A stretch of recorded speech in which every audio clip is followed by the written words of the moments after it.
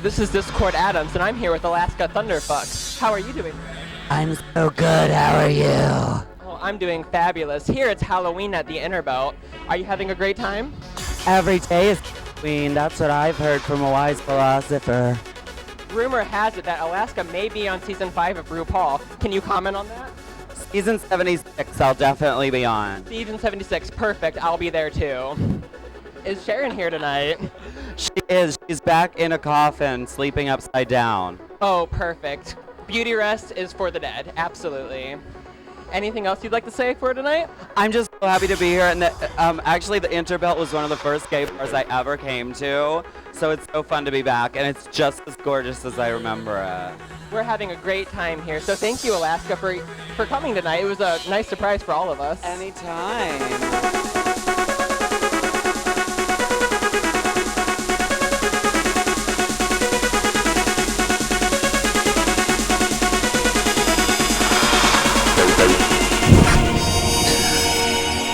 He exists in a world beyond your world.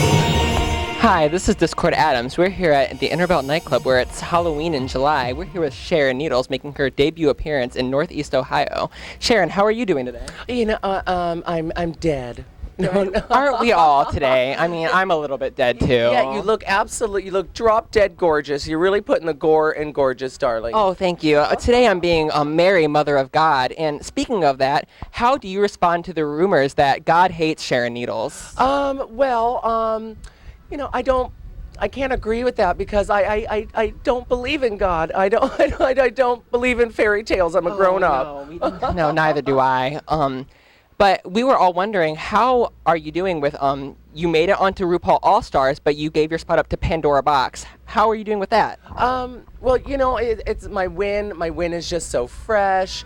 And, you know, just discussing between me and the producers of the show, it just seemed a little unfair to some of the girls who, you know, didn't shine as much as they probably could have, you know. So I was really pushing for either Mimi I'm First, Pandora Box, or Tammy Brown, because they were three people that I really liked on the show that I wish we could have seen a little more of, you know. Right. That's actually great. And if I was on All Stars, I think we all know I would probably be first off. So right, you would have won all over again. No, I probably would have been first off of that show. First off. That's right. And I didn't want to tarnish a perfect run, you know. Right, you already won.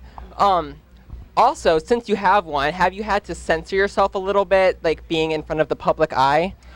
Or have you been able to stay as Sharon Needles? Well, of course, you know, I still try to be the queen of shock. I still try to push buttons and make people think. But, you know, success comes with compromise. So, you know, you give as much as of yourself, and you always try to keep in mind of a whole new audience and to make it in this business and to be relevant. And you have to remain yourself, but you also have to compromise with others.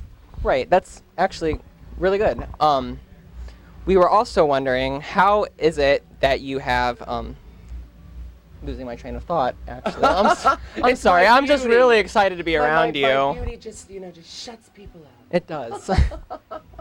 What was it like growing up as Sharon Needles? I mean, clearly you've had this mindset for a long time. What was it like being you as a teenager? Right. Well, you know, my growing up years were pretty rough. I grew up in a really small town in Iowa, and, you know, there wasn't a lot of outlets for, like, imaginative, like, freaky kids like me. So, you know, I just kind of lived in my own head. I was constantly just playing superstar until the day that I became one. And but you know, I never conformed. I never wanted to be, you know, like the other punk kids. I never wanted to be like the other gay kids. And I think me winning is a great testament of like remaining yourself and you know, being different and being outrageous is successful. I mean, it worked for me and it got me this far. So if there's any advice I can give is, you know, it's always be yourself and always try to stand out from the other girls. How does it feel to be compared to those like Michael Alec and James St. James, because they are big names and you're already being put in that kind of category? Right. Well, you know, I stole the book Disco Bloodbath from my public library because it was unavailable. It was a really rare book, and it was a book written by James St. James, and you know, it really changed my life. And yeah, I'm not so much inspired by the pop elements of my childhood. It wasn't Gwen Stefani, it wasn't Madonna, it was Lee Bowery and Jane St. James and Amanda Lepore and Gigi Allen and those underground freaks. And I always found them to be much more beautiful than an average looking person. So they're really inspiring to me. And to be compared to them is humbling, embarrassing, but I think I'm in good company. Absolutely. It's always more fun to be a little bit more punk rock. I had all that fun in high school. How has your life changed since you've won RuPaul? I mean, it's crazy. I never sleep in my own bed. In fact, I rarely sleep. But I've gotten the opportunity to do so many projects. Like I just came back yesterday from working with Peaches Christ in San Francisco doing a play called Silence of the Trans, which was a retelling of Silence of the Lambs, and I played Buffalo Jill. And I'm working with Amanda Lepore and Kelly Osbourne in Jane County, and I've got to meet my idols like Jane St. James and Elvira, and yeah, it's just been a thrill ride. It's being a celebrity is really fucking fun. Right, you've essentially reached cult icon status, and it feels like overnight. Do you love it? Yeah, but you know what? Fame isn't what you always think it's going to be. I think every drag queen has this concept of wanting to be famous, but I don't think we ever really think about what it is. And it's not a Band-Aid, it's not a Xanax, it's really a microscope put on your own insecurity. So you just got to keep yourself in check and remind yourself that you're the same drunk downtown clown that you always were. What was it like meeting Elvira? It was life changing. So much of Sharon Needles is based off of Elvira. The three words that describe me are that I'm beautiful, spooky, stupid, but most importantly approachable. And I think I learned that growing up watching Elvira and watching Rhonda Shear USA Up All Night was my favorite icons were dark natured but at the same time very sexy and beautiful. So it was like it was very full circle, and to have the first episode so catered to me. It was like the zombie apocalypse, and having Elvira be the guest judge along with RuPaul and along with Michelle Visage, who I'm such a big fan of. It was I had to pinch myself to make sure I hadn't died and gone to some weird tranny heaven because I wouldn't have been allowed in. No, you wouldn't. You have, where's my mind going? You don't have one. I don't darling. have one. I died a couple days ago, actually. The rigor mortis is setting It is in. setting in. But I was wondering a lot of things. A lot of things that have gone downstairs, and I have drunk a little bit too much to remember them. That's good. I don't trust drag queens that don't drink. I drink so much alcohol that when alcohol does its taxes, it puts me down as a dependent. What has your favorite moment been since you won? You have such a large fan base. Like, have you met anybody that has that you've remembered? Has anything happened that's really stuck since you've won?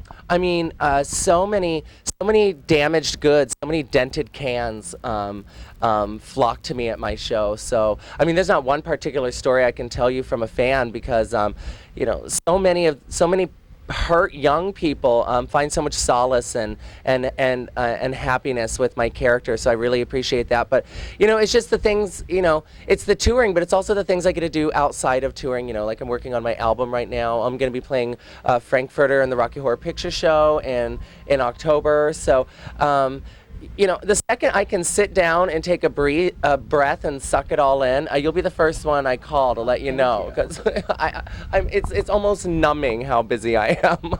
Has the attendance at the House of Haunt picked up since you've won? Have there been more people lining up to come see you perform in Pittsburgh? Well, unfortunately, I am performing more outside of Pittsburgh than I am at home. And when I go home, I'm home usually for like 20 to 46 hours. I have enough time to unpack some very unsavory scented costumes and repack and get right back on the road. So do I miss it? Yes, but it's all for good, and it's just great to have a national spotlight on the House of Haunt, and have and we've had people from other states come in and they want to see where Sharon began and see the other girls, and that's the great thing about a win for Sharon Needles really was a win for a lot of other queens because I love to share the attention. I love sharing it with my boyfriend Alaska Thunderfuck and of course the other girls of the House of Haunt, and the house is always growing. And now I almost look at the House of Han as